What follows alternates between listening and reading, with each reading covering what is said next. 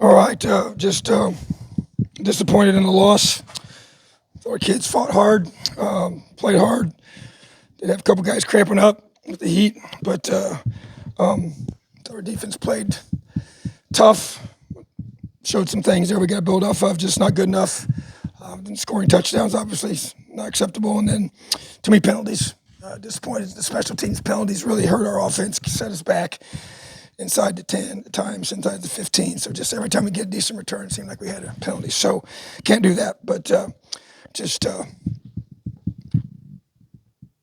play the game. You learn from week one, and you move on to week two. Questions?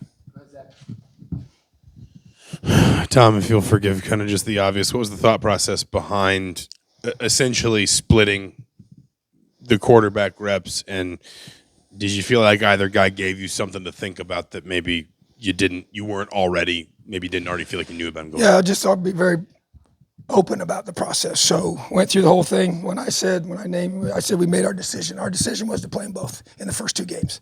So Sorsby started this week. Taven starts next week. And the guys know that. They knew that ahead of time.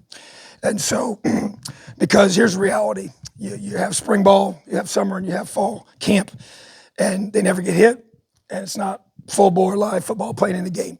And they need to play in the game for us to truly be able to. It was one guy would have a good practice, and the other guy, and it would be back and forth or a good week, and it was just all kind of like, man, so similar. And so, but at the same, so we felt like the best thing to do was let's let them see them play. We told them both they're going to both play. We didn't have like a pitch count. We didn't say when you're going to go in. We just said whoever starts week one, everyone's going to start week two. That's how we set it up. And so gives us a chance to be able to, after the first two games, be able to evaluate where we're at, where they're at, and what we need to be able to do moving forward. So that's what happened today. I couldn't even tell you how many snaps each one of them played, but we'll watch the film. And bottom line, it's about being able to move the football down the field and get us in the end zone. So we weren't able to score with either one of them, and so we obviously got to get better. And so we got to do a better job executing and just continue to grow our offense. And obviously they do a lot of things that make it very difficult, and just felt like that we needed game time to evaluate. And that's where we are. So we don't have preseason games. We don't have anything against anybody else. And so, we obviously had to play a Big Ten opponent week one. That's something that was, part of the deal. And so we chose to go that direction. So I thought both guys did some good things. Both guys made some mistakes. So it's got to build off of it. Hey, Coach. Obviously, the opponent has something to do with this. That's really talented defense, but you guys struggled to throw the ball and really nothing downfield. Was it kind of the game plan to do that, or would you like to see more shots downfield? Yeah, I would say it was, probably a little more conservative than we, even in that game, would like for it to be, so, but there's certain reasons for that without question. So, but yeah, we got to be able to do that, and that's going to grow for sure. And we really felt like coming in, you're going to have to take about, 7 or 8 shots, and then a couple of those we had and then got pressure. And so, but at the same time, yeah, there's no question. We got talented receivers on the perimeter and got to do a better job of getting those guys to football. But I think you're just going to see it continue to grow each week. There's no question about it. Both these guys can throw the football. But I just think, once again, some of the field position didn't help us several times. When you're backed up like that, that's when you make big mistakes and get costly situations. And you don't want to throw picks in those spots. And so, once again, 2 young guys, probably a little more conservative than we will be moving forward. But not probably, definitely more conservative than we'll be moving forward. But at the same time, just got to continue to get better. I know you can't predict the future, but you said you want to reevaluate the quarterbacks after the 2 games. Is your hope that one separates themselves and you could just stick to one then and not keep rotating? Yeah, I would like to be able to have that, yes. But I just think it's really just fair to be able to have them both play. It's the same opponent. If you just play one against one team, one against another team, it really doesn't give you a pretty clear picture at all, because obviously they're 2 different opponents. Our first 2 opponents are very different. Tom, were you given an explanation on the incomplete pass at the end of the first half by the officials? Explanation for the incomplete pass that was reviewed? Oh yeah, they said his arm was going forward. So obviously I didn't think it was, but yeah, it's just a review that they go through, and it's not like I can challenge that. So once they review it, they made that decision. So, but I thought it was a hit and a fumble. So obviously we'd had the ball and saved us 3 points. But so.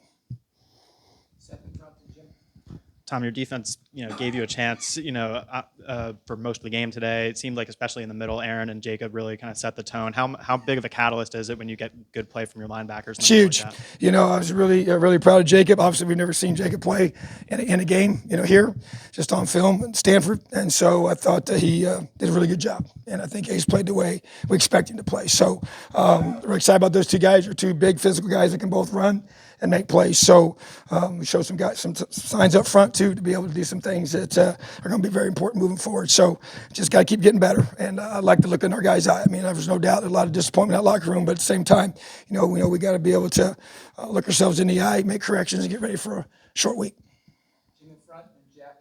Tom, follow up on that a little bit with the secondary of the defense. There was a lot of questions coming into this game, especially going against one of the, if not the best receiving corps in the country.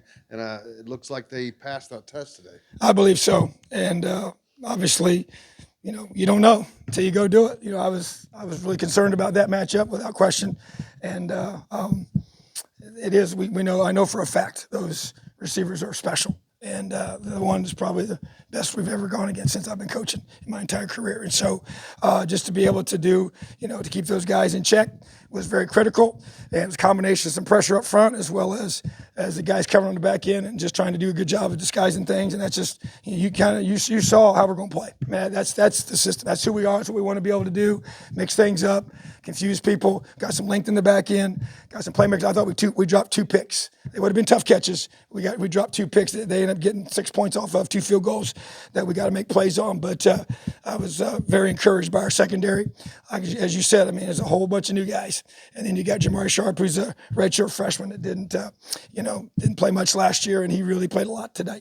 And so a lot to build off of, a lot to be excited about in that area. We just got to keep battling, keep getting better. Sticking with the defense, how do you kind of evaluate what you got from a lot of those transfers up front, kind of the new line and full stuff? Yeah, I would say, we got a little tired. The heat was a part of that, but obviously it's for both teams. But I thought that we did a good job of establishing the line of scrimmage defensively, made it hard on them.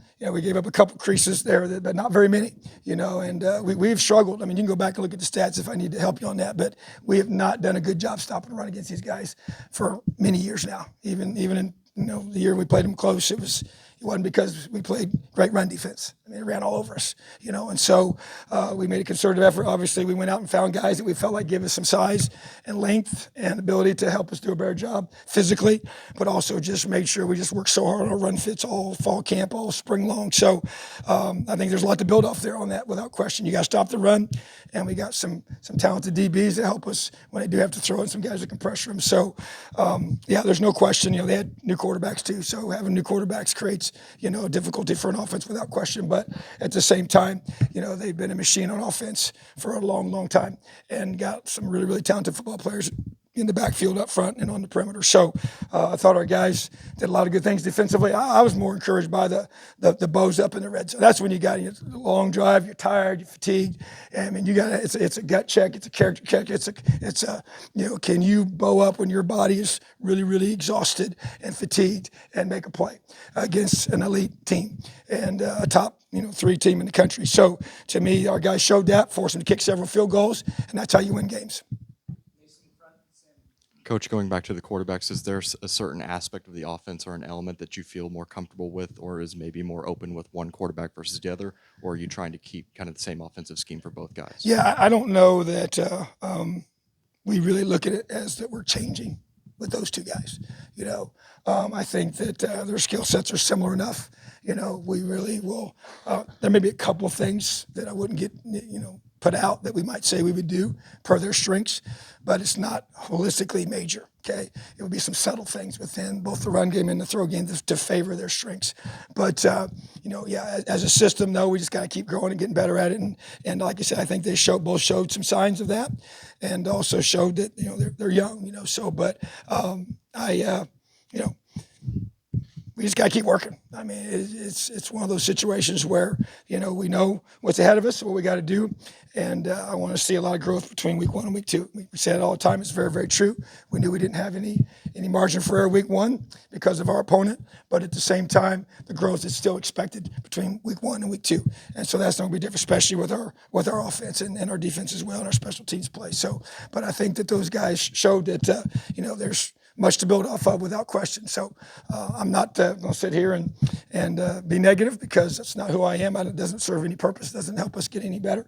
It's just finding the things we can do to get better from now until we play again and really dive into those. And there's no off day this week. Monday's usually our off day. We'll practice on Monday because of our Friday games. So, but you know how I feel about Friday night games. That's not a decision that we make. That comes straight from the Big Ten. So if anyone wants to complain about that, don't talk to me. Okay. And so that's Friday night football is for high school football. Bottom line. I'll say it till I'm blue in the face until somebody tells me to shut up. So, and I'll probably say it again. Friday night football is for high school football. Coach James Evans, like 54.5-yard average today. What kind of weapon can he provide the rest of the season if he stays this consistent? Well, my big thing for him is consistency, and he was excellent today, and he works his tail off, and every year he just keeps getting better. And so I'm really proud of him. I mean, he's one of those guys. I got to tell him, and I said this a year ago, I got to tell him to stop kicking. He tries to kick way too much in the offseason, summertime. And so, but he's such a hard worker. He cares so much. And not at all surprised. Matter of fact, Coach Guerrero, when he came and joined us, he's like, man, that's the best punter I've ever seen on any team I've been a part of. And I would agree, because he continues to get better. So big weapon for us. And obviously he's got to do his job consistently well. And it helps us flip the field. So got to have everybody doing their job at a high level to win in this conference. Kind of with Jalen, it felt like obviously some opportunities in special teams. He had, I think, that one punt return in particular, but couldn't really find the same room offensively. What did you like, maybe especially from him in an expanded special teams role, and where do you feel like you need to keep working to kind of get him the touches he needs? Maybe, I guess, the spots on the field he needs those touches. I would say, the whole, and I had, I was questioned last year why he didn't return punts last year. And he wasn't ready. So he struggled in that area to catch the ball. And he has worked as much as James. So James would tell you that J. Lou would be coming to get him. Every time you're punting, I'm catching. He caught punts after punt after punt all off season to be able to put himself in position to be our punt returner. Because that is a very difficult skill set to be able to do, especially it's the kind of punters we're going to play against. So that's a huge new weapon. We got to do a great job of making sure we don't get any penalties in those returns. But that's a huge way for us to get him the ball in space, even more so than kickoff returns. We are the nature of the way punts are. And then offensively, we just got to continue to find ways to get him the ball in space. And that to me is going to be, we have a pitch count for him to make sure he gets so many touches. Obviously, he went out a couple of different times with some cramping, which he's got such, a lean body type and, such a small percent of body fat, and he's all muscled up. So that's a concern. We obviously work through that as we go each week, and we'll have a night game on this weekend, which may help. And so, but at the same time, we want to see him get the ball in space. That's where he's the most dangerous.